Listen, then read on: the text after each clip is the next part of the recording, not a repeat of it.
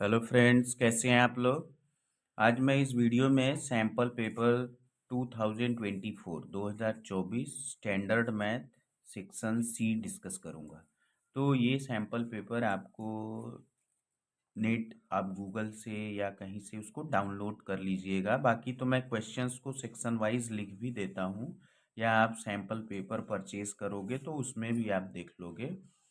ठीक है, तो ये सेक्शन सी का मैं सॉल्यूशन दूंगा। एक चीज़ मैंने पहले भी बताया है कि स्टैंडर्ड मैथ और बेसिक मैथ दोनों के सेक्शन ए, सेक्शन बी और सेक्शन सी के क्वेश्चंस के लेवल सेम होते हैं। मतलब इसी टाइप के क्वेश्चन दोनों में पूछे जाते हैं, क्योंकि सेक्शन ए हमारा 1 मार्क्स का होता है, सेक्शन बी हमारा जो है 2 मार्क्स का, और सेक्शन सी हमारा जो है वो 3 मार्क्स का होता है। ठीक है, तो अभी तक तो ये जो सेक्शन ए बी सी ये दोनों के लिए ही कॉमन है, मान के चलिए आप। तो मैं क्वेश्चन नंबर 26 का सलूशन दे रहा हूँ। इसमें क्या है कि find the value of p for which one root of the quadratic equation P X square minus 14x plus 8 equal 0 is 6 times the other.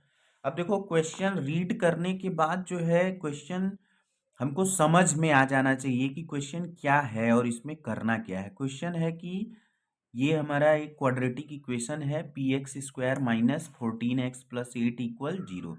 अब गिवन है हमको, क्या गिवन है कि इसका वन रूट जो है दूसरे का क्या है 6 टाइम है।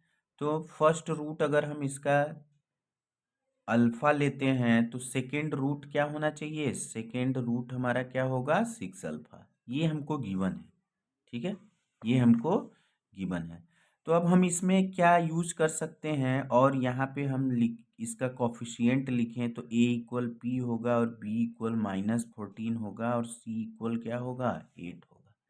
c इक्वल क्या होगा 8 होगा। ठीक है, अब हम सम ऑफ द रूट की बात करें। Sum of root, sum of root, तो इसका एक रूट अल्फा है और दूसरा क्या है 6 अल्फा है। तो सम ऑफ रूट क्या होता है -b/a। अल्फा प्लस 6 अल्फा कितना हो जाएगा 7 अल्फा। b का वैल्यू कितना है -14, a हमारा कितना है p है। ठीक है, तो 7 अल्फा माइनस माइनस क्या हो जाएगा +14/p। ठीक है, ये हो गया 14/p। अब हमारा देखो 7 से ये कैंसिल होगा तो अल्फा इक्वल क्या हो जाएगा 2/p। क्या हो जाएगा 2/p। ठीक है, तो यहाँ से अल्फा हमारा 2/p। प्रोडक्ट ऑफ रूट हमारा क्या होगा। ठीक है, तो product of root that is alpha into 6 alpha. पहला रूट अल्फा है, दूसरा 6 अल्फा। ये किसके इक्वल होता है c/a के। किसके इक्वल होता है c/a के। तो अल्फा इंटू 6 अल्फा क्या हो जाएगा 6 अल्फा स्क्वायर। और c का वैल्यू कितना है 8 है और a हमारा कितना है p है। ये वैल्यू हमको गिवन है। अल्फा हमने क्या फाइंड किया 2/p। तो 2 अल्फा के प्लेस पे ये 2/p पुट करते हैं। ठीक है, तो 8/p। तो ये हो जाएगा 6 × 4/p² इक्वल 8/p। ठीक है, ये हो जाएगा। अब देखिए, एक p से एक p कैंसल हो गया, इस 4 से इसको 2 टाइम्स में, ये 2 से ये 3 टाइम्स में। तो इधर देखिए क्या बच रहा है 3/p। यहाँ से एक p बच जाएगा। ठीक है, और इधर क्या बच रहा है कुछ नहीं बच रहा है, तो ये 1 हो जाएगा। ठीक है, क्या हो जाएगा 1। तो यहाँ से हमको p का वैल्यू कितना मिल जाएगा 3। p equal 3। तो ये हमको फाइंड करना था। बहुत आसानी से ये आ गया।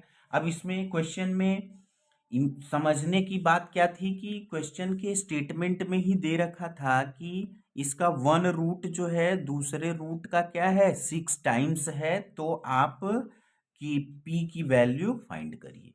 बस इसी कंडीशन का यूज करके हम क्वेश्चन का आंसर दे पाएंगे। बहुत ही आसान होता है। अब देखो, हमारा क्वेश्चन नंबर 27। अब ये सर्कल का क्वेश्चन है। ठीक है, for from an external point two tangents are drawn to a circle. ये आपको पता भी है कि किसी सर्कल के एक्सटर्नल पॉइंट से हम सर्कल पे कितने टेंजेंट ड्रॉ कर सकते हैं 2 टेंजेंट। ये आपको समझ, ये दिमाग में आपको होना चाहिए, क्योंकि 1 मार्क्स के क्वेश्चन दे सकते हैं। Prove that the line joining the external point to the centre of the circle bisect the angle between the 2 tangents. देखो, एक सर्कल है हमारा। ठीक है, तरीके से आप भी फिगर ड्रॉ करना, प्रॉपर आंसर देना। एक्सटर्नल पॉइंट मतलब बाहर में एक पॉइंट लिया गया है और आपको पता है कि सर्कल के बाहर अगर कोई पॉइंट लिया गया है तो वहां से सर्कल पे कितने टेंजेंट ड्रॉ किए जा सकते हैं? 2 टेंजेंट। सपोज ये पॉइंट P है, ये हमारा A है और ये हमारा पॉइंट B है। और ये पॉइंट A क्या होगा? Point of contact. टेंजेंट जहां पे सर्कल को टच करता है वो पॉइंट ऑफ कांटेक्ट होता है। B हमारा क्या होगा? Point of contact. और एक चीज आपको पता है कि एक्सटर्नल पॉइंट से सर्कल पे जो ये दो टेंजेंट ड्रॉ होते हैं, इन टेंजेंट्स के जो लेंथ होते हैं वो इक्वल होते हैं। क्या होते हैं? इक्वल। तो PA इक्वल क्या होगा? PB। ये होता है, ठीक है।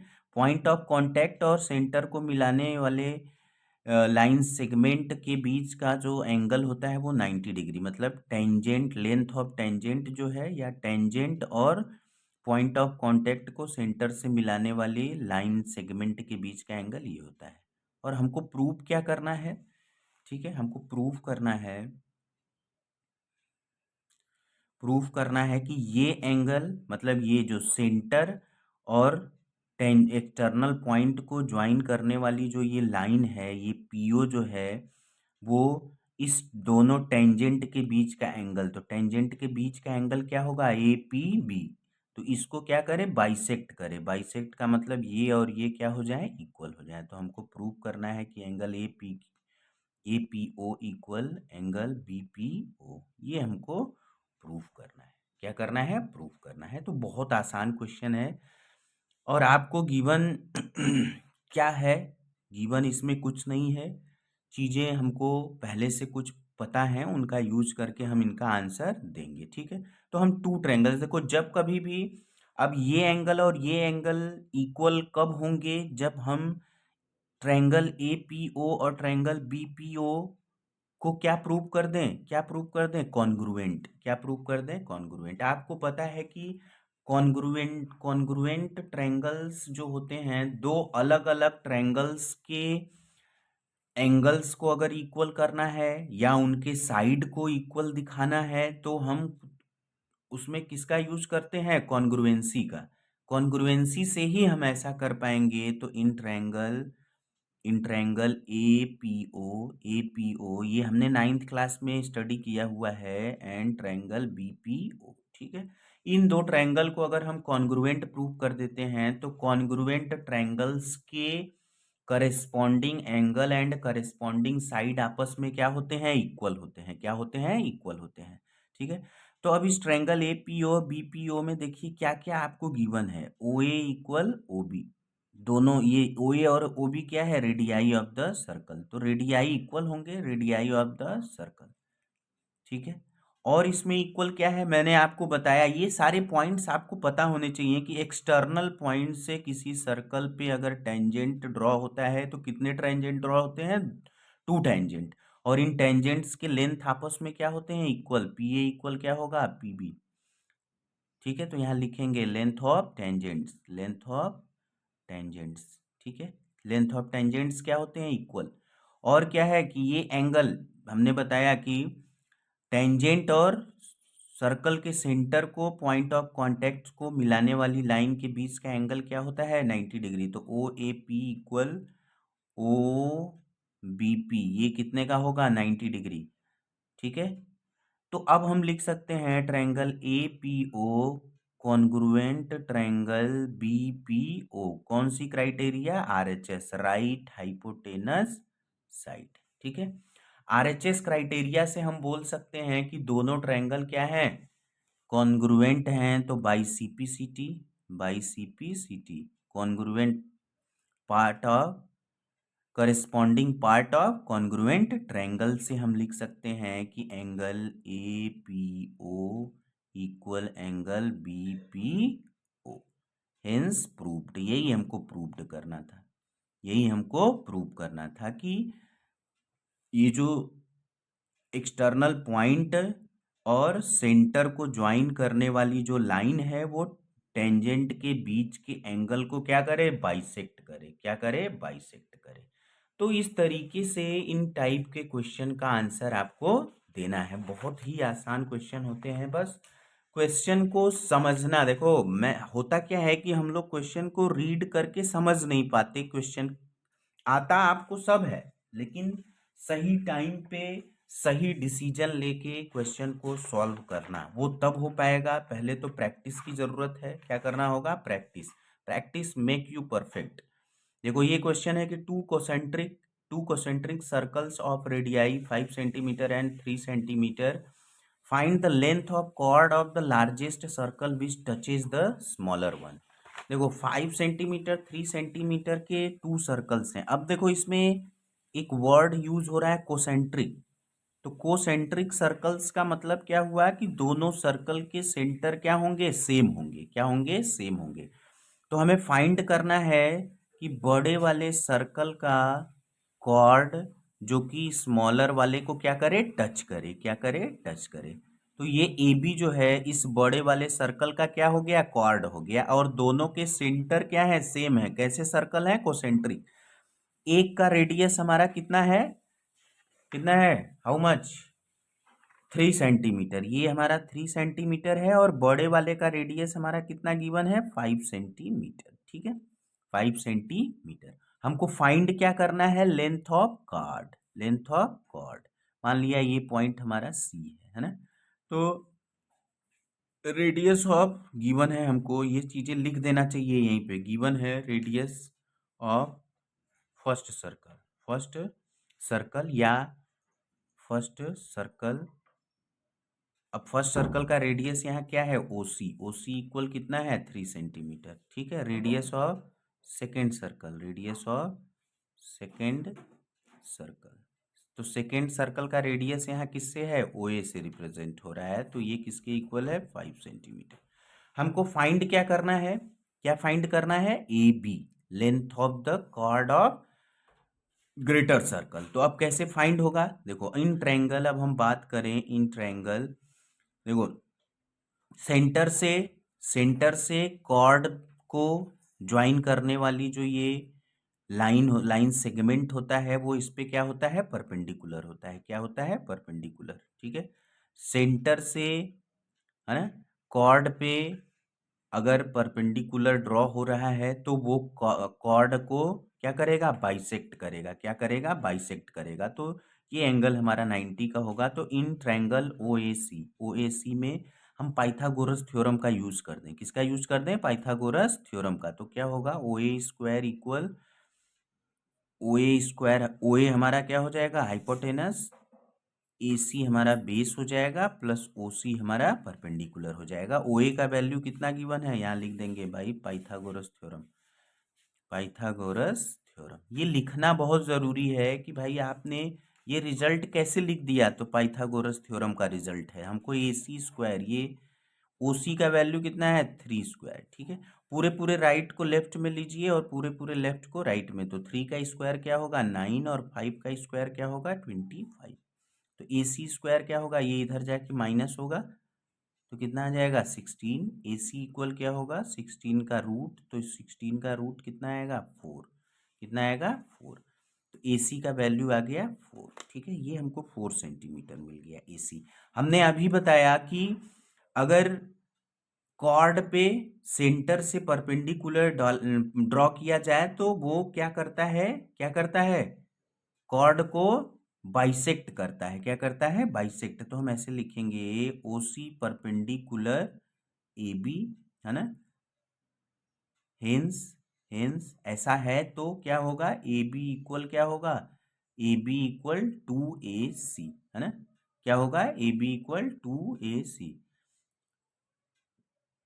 तो यहाँ हम लिख देंगे perpendicular perpendicular perpendicular from centre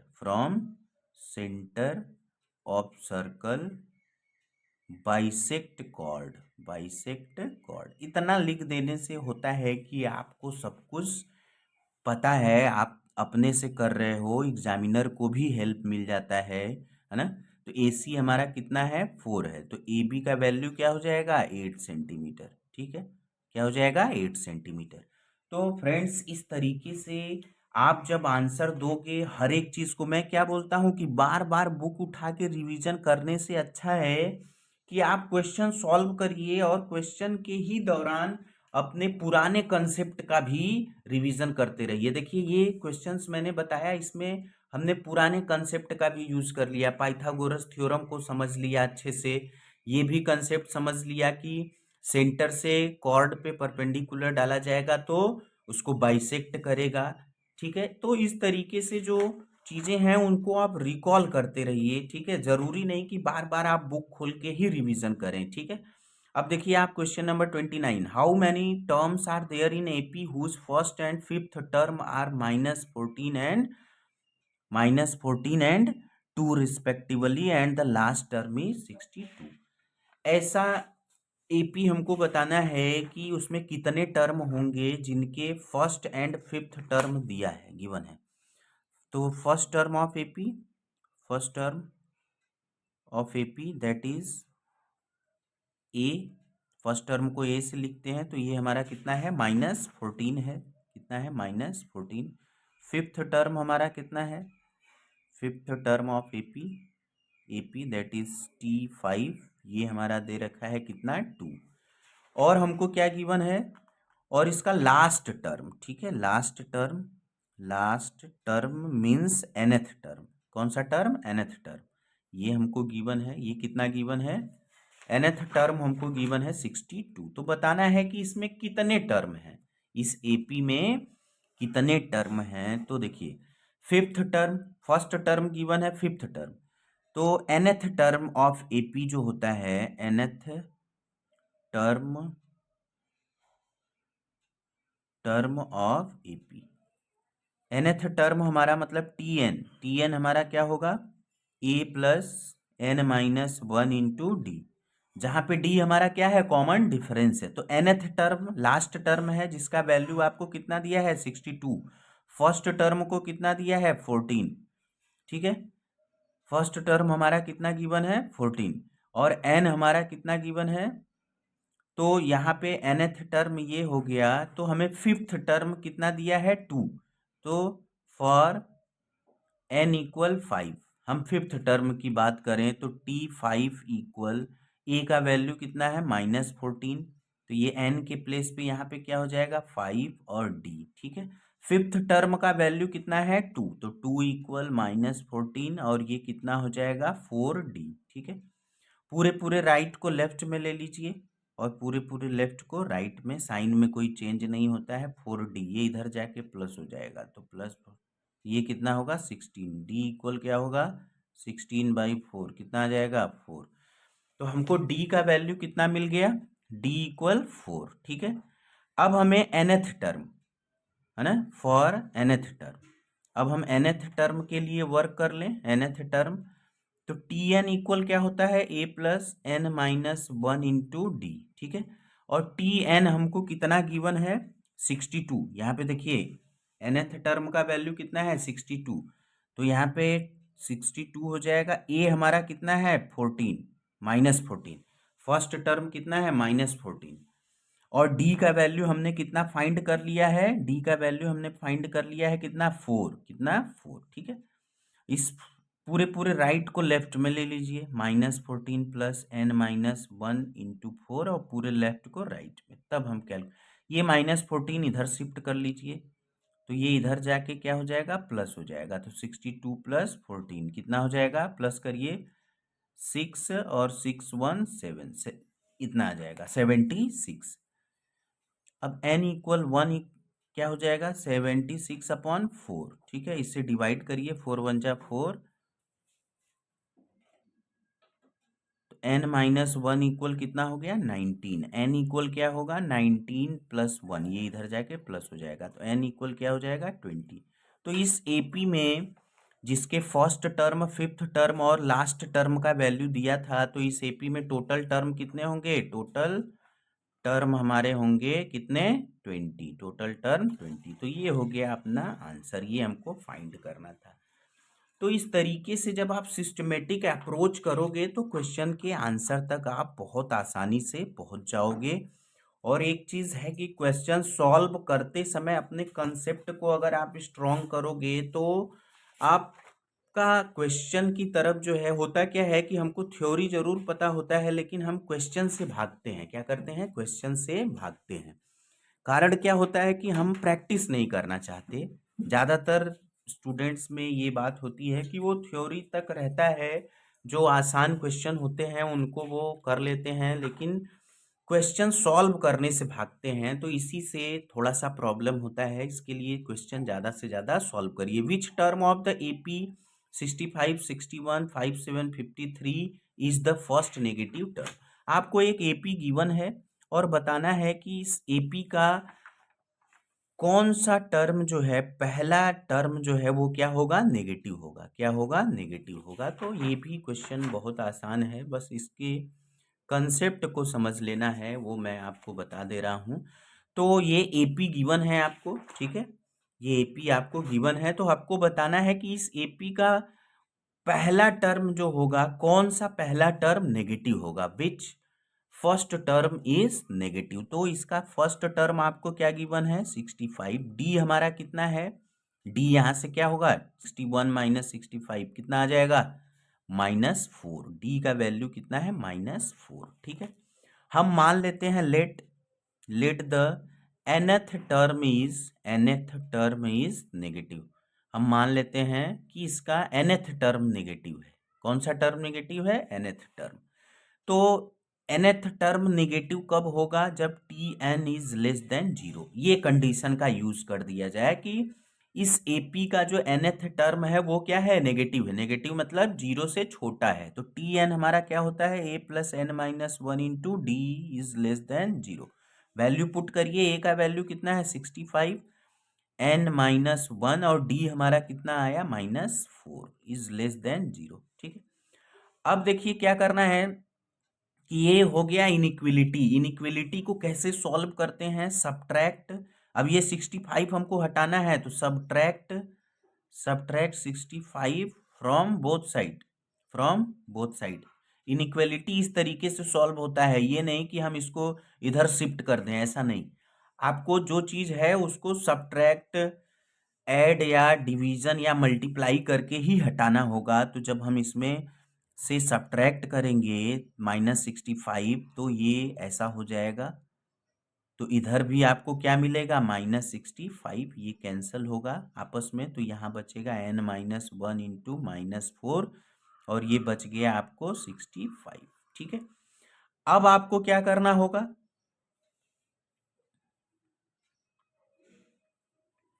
65। ए का वैल्यू हमको क्या गिवन था? 65। ठीक है,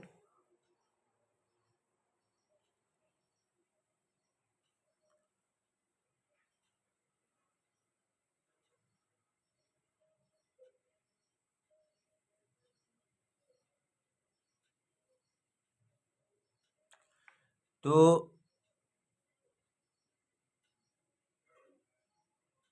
65, 61 इस तरीके से आपको 1 मिनट, तो यहां से आपको ये मिल गया। ठीक है, अब इसमें क्या करेंगे? इस -4 को हटाना है, तो -4 से यहाँ पे लिख देंगे सब्ट्रैक्ट ये तो फ्रॉम बोथ साइड ऊपर लिखे हैं, है ना? अब -4 से दोनों साइड में डिवाइड कर दो ना।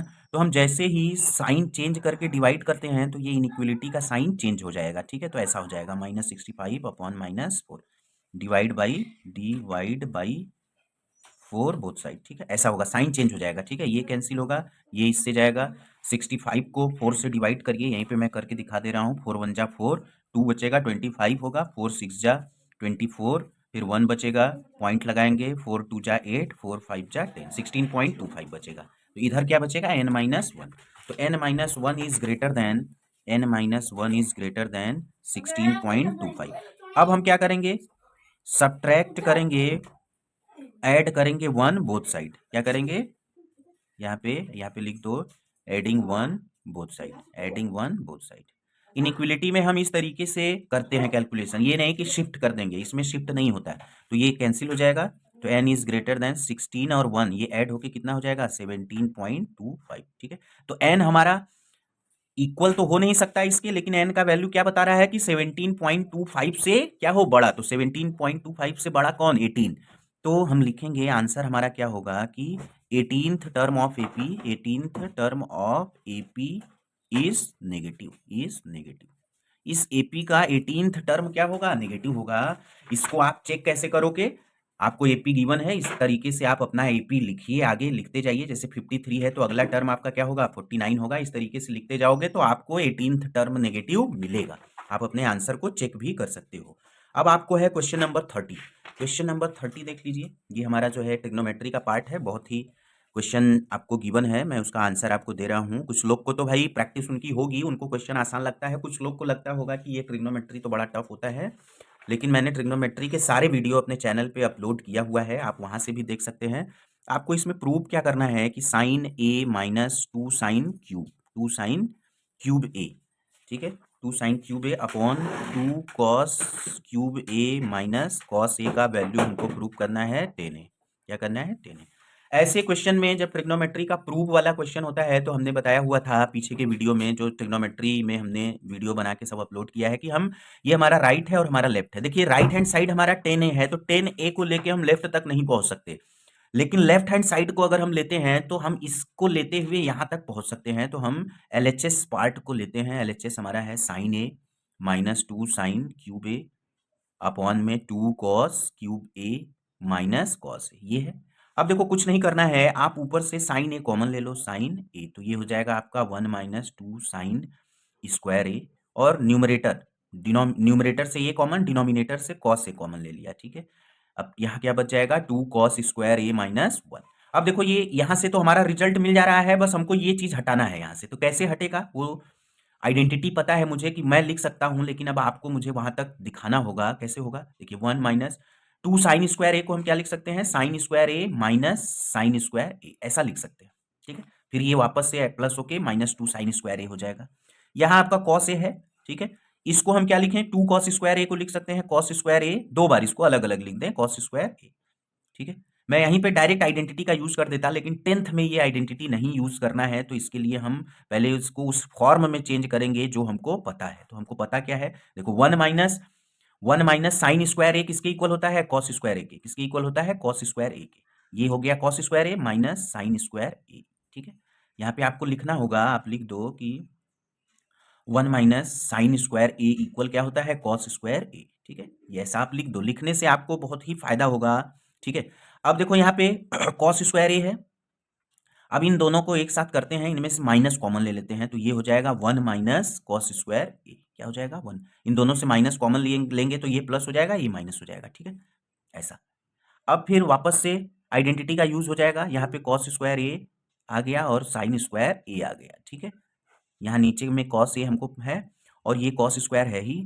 ये देखिए 1 माइनस कॉस स्क्वायर ए किसके इक्वल होगा, साइन स्क्वायर ए के। किसके इक्वल होगा, साइन स्क्वायर ए के। यहाँ पे हम लिख देंगे कि 1 माइनस कॉस स्क्वायर ए इक्वल किसके होगा, साइन स्क्वायर ए के, ठीक है। अब देखिए ये दोनों चीजें न्यूमरेटर और डिनोमिनेटर में सेम आ गया।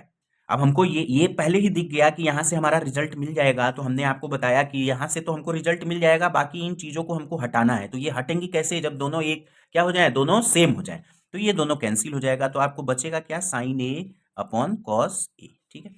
और हमारा जो ये एलएचएस है, अब ये साइन ए और ये किसके इक्वल हो जाएगा, 10 ए, और यही हमारा क्या है, आरएचएस है। क्या है, आरएचएस है। तो एलएचएस इक्वल आरएचएस इक्वल क्या हो गया, 10 ए हो गया, तो प्रूव्ड हो गया। ये हमारा प्रूव्ड हो गया, हेंस प्रूव्ड।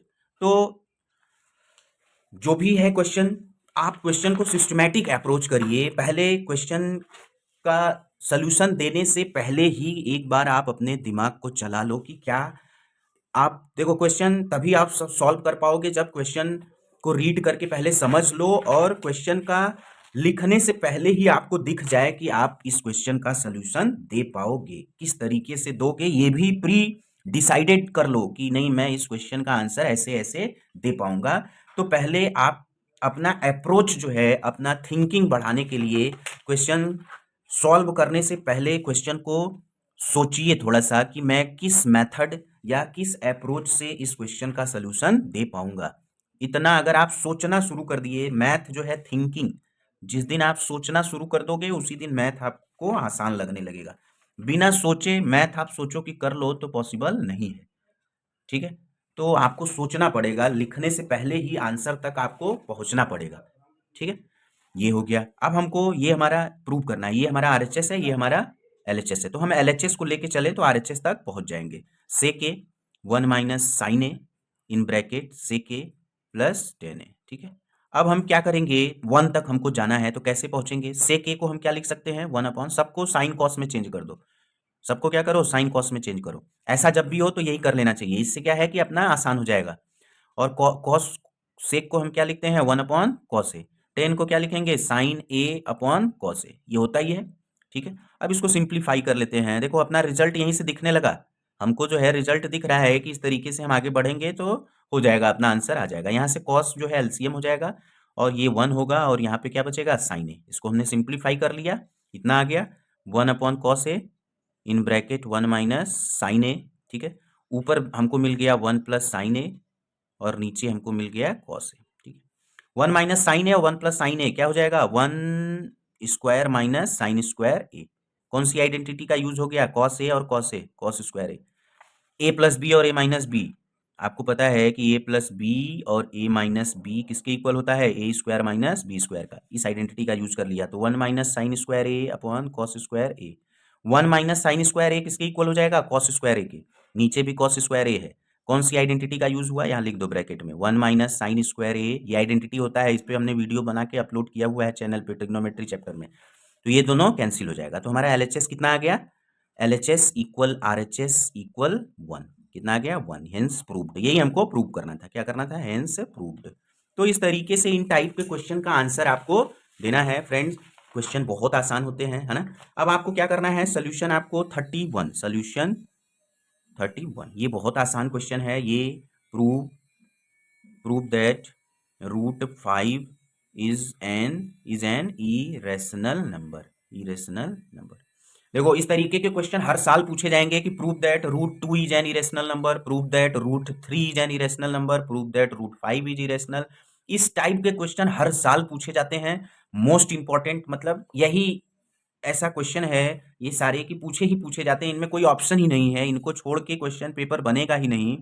तो एक चीज़, मेरा वीडियो थोड़ा बड़ा हो रहा है, इसके लिए मैं इस क्वेश्चन का आंसर इस वीडियो में नहीं दे रहा हूँ। तो आप इसको अपने से ट्राई करना, अगर नहीं आएगा तो मैं नेक्स्ट वीडियो में इसको बना के अपलोड कर दूंगा। लेकिन एक चीज़ है फ्रेंड्स, अब टाइम आपके पास बहुत कम रह गया है, ये मेरा रिक्वेस्ट है आपसे, आपको अच्छा करना है, आप अच्छा करो, लेकिन मुझे भी अच्छा लगेगा जब मुझे ये कभी आप कमेंट बॉक्स में ऐसा दे दोगे कि सर मैंने आपको फॉलो किया और मैं इतना स्कोर किया, या मेरा प्रिपरेशन नहीं था तो मैंने आपको फॉलो करके अच्छी प्रिपरेशन किया, तो उस टाइम मुझे बहुत अच्छा लगेगा। इसलिए अब आप लोग लग जाओ, अच्छे से प्रिपरेशन करो। Okay guys, thank you.